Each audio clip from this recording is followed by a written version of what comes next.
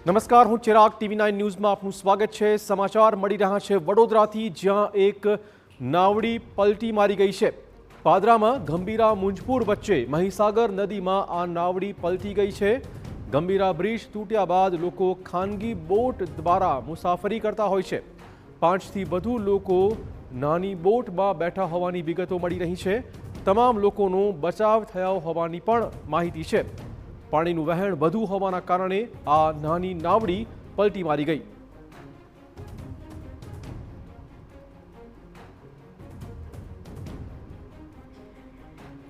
તો ગંભીરા મુંજપુર વચ્ચે મહીસાગર નદીમાં નાવડી પલટી ગઈ છે। જોકે સદનસીબે તમામ મુસાફરોનો આબાદ બચાવ થયો હોવાના પણ સમાચાર છે। આ બ્રિજ તૂટી પડ્યા પછી લોકો આવી રીતે નાની નાવડીમાં પરિવહન કરતા હોય છે।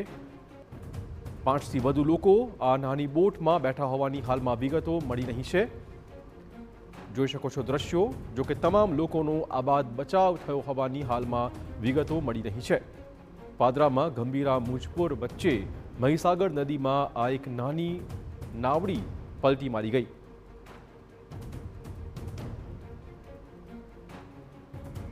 વધુ વાત કરવા જોડાશે અમારા સંવાદદાતા ધર્મેશ। ધર્મેશ, શું છે વધુ વિગતો? ચિરાગ, ચોક્કસથી જણાવી દઉં કે આ પાદરા જે ગંભીરા બ્રિજ તૂટ્યો છે ત્યારબાદ જે લોકો છે આણંદ અને પાદરા વચ્ચેનો જે લોકોનો વ્યવહાર છે, જે લોકો નોકરિયાત છે તે લોકો આ પ્રાઇવેટ જે નાવડી છે તેનો ઉપયોગ કરતા હોય છે। ને સૌથી મહત્વની વાત એ છે કે 25 જુલાઈ 2025ના રોજ TV9 ગુજરાતીએ આ લોકોની સુરક્ષાને ધ્યાનમાં રાખીને તંત્રની આંખ ખોલવા માટે એક અહેવાલ રજૂ કર્યો હતો કે આ જે પ્રકારની અસુરક્ષા રીતે આ નાવડી ચાલે છે તેની પર તંત્રએ ધ્યાન આપવું જોઈએ અને લોકોની સુરક્ષા માટે વિચાર કરવો જોઈએ। છતાં પણ આજે દુર્ઘટના છે તે ટળી છે, કારણ કે આ જે નાવડી છે તે પલટી ગઈ હતી ને તેમાં 5થી 6 લોકો બેઠેલા હતા। વિડીયોમાં સ્પષ્ટ જોઈ શકાય છે। તમામ લોકો જે છે તે ગભરાઈ ગયા છે, કારણ કે મહીસાગર નદી છે તેમાં ક્યારેક પણ પાણીનું વહેણ વધી જાય છે અને તેના કારણે જે પાણીનો પ્રવાહના કારણે જે આ નાવડી હોય છે તે પ્રાઇવેટ નાવડી ક્યારે પણ ડગી જતી હોય છે।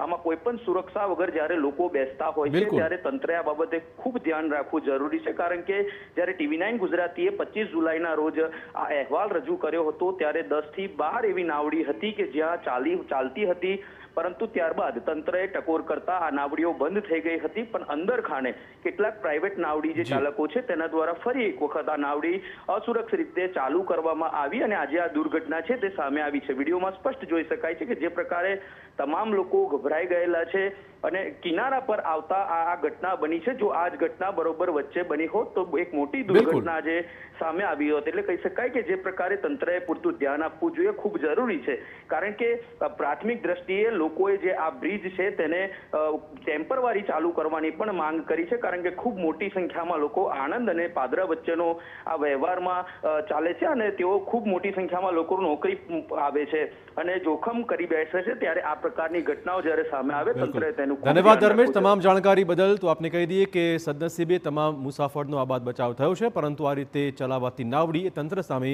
ચોક્કસ મોટા સવાલો સર્જી રહ્યું છે।